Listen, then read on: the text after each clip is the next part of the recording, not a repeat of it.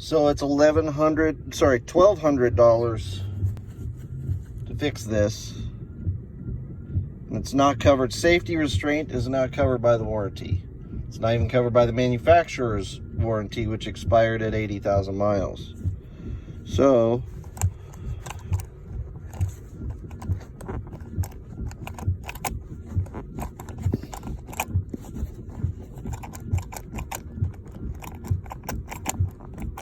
still doesn't work. However,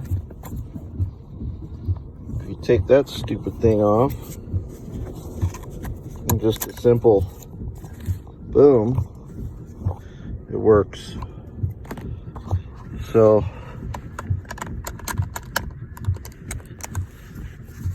I mean, that's locked in place fully.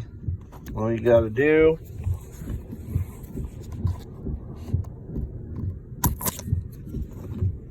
done. So screw them.